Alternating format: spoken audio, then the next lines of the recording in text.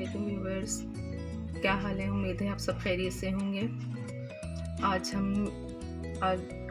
मेथी, गाजर और आलू और हरी प्याज की सब्ज़ी बना रहे हैं। इसके लिए हमें जो चीज़ें दरकार है वो है नमक, हाफ़ टी स्पून पिसी हुई लाल मिर्च, 1 टेबल स्पून 2 लहसुन के जवे, 1 पिंच हल्दी का और हरी मिर्चें और हरा धनिया। हाफ कप ऑयल गरम करेंगे। अब इसमें डालेंगे हरी प्याज, तो इस तरह फ्राई कर लिया, बिल्कुल गोल्डन नहीं करना।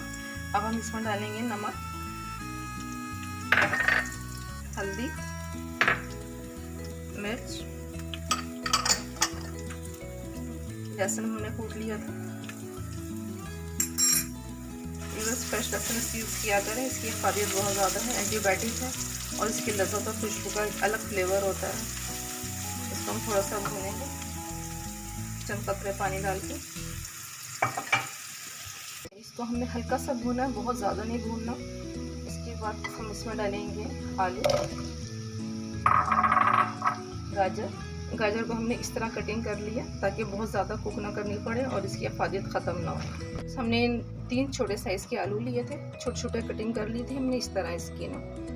गाजर हमने 2 बड़े साइज़ की ली थी और हमने ये 1.5 कप मेथी ली है। हम इसको मिक्स करेंगे। बस हमने इसको मिक्स कर दिया है। अब हम इसको दम पे हल्की आंच पे रखेंगे, जिस आंच पे हम दम लगाते हैं, ताकि इसका पानी आउट हो जाए और इस अपने ही पानी में ये गल जाए।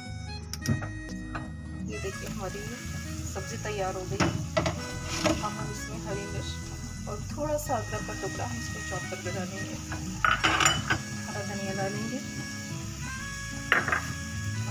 थोड़ा सा मिक्स करके 2 मिनट के लिए हम फिर से दम पे रख देंगे। ये वैसे हम इसको खोल के देखते हैं। ये देखिए हमारी सालन तैयार हो गया है।